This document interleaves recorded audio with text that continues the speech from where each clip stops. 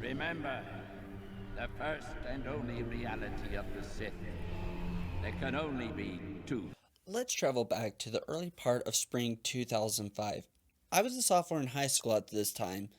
I was in the school's library doing my due diligence as a Star Wars fan, which at that time was editing Star Wars Wikipedia pages.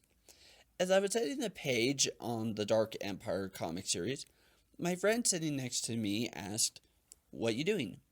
I proceeded to explain exactly that. As I told him that I was editing pages about this comic, he looked at me blankly. So I gave him a very broad synopsis of this comic series: that Palpatine had clone bodies, that he resurrected himself in, Luke turns to the dark side to defeat him, and that he has a super weapon that fires missiles across the galaxy. He looks at me blankly and says, "It's not in the movies. I won't believe it is real unless it appears in them." It was my very first experience with this mentality that only the movies have any bearing on what happens, and that there were people who simply refused to believe that any books, comics, video games, or TV shows actually happened in the Star Wars universe. After Disney bought Lucasfilm, they announced that none of the books or video games that were released prior to 2014 happened. Contrary to popular opinion, the old expanded universe was not canon. It was a secondary universe at best. A good example of this, the Jump franchises, is Injustice and its sequel Injustice 2, an alternate reality in which Superman becomes a tyrant using his godlike abilities to rule the world. While this is a very good story with a great comic book run, one of my favorites, it's not part of the official DC Comics timeline, falling under the umbrella of Elseworld stories.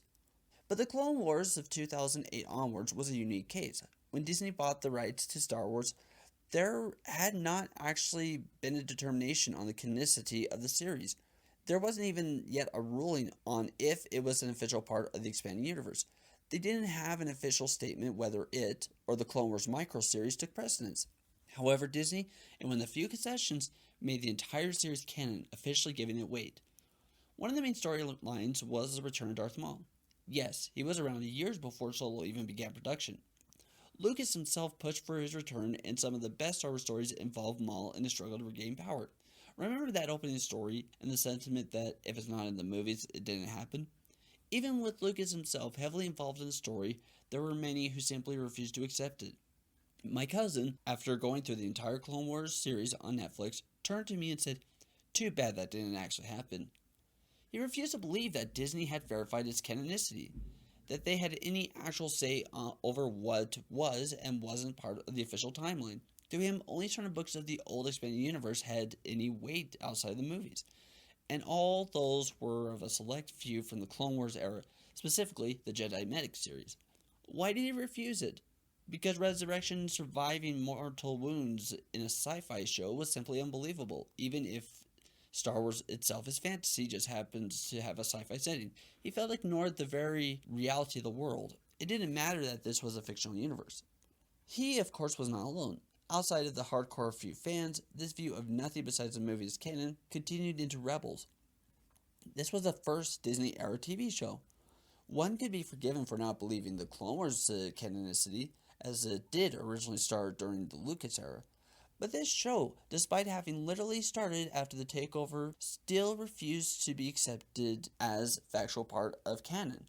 Maul's appearance was dismissed as not being real, even though he had literally been in now almost 10 years of Star Wars official content. His death on Tatooine, his darksaber, none of it was viewed with anything more than mild annoyance by the majority of Star Wars fans. Annoyance that this uncanon plotline was being carried on. So there was only one way most people would accept Maul had survived Naboo, and that was to put him in Solo.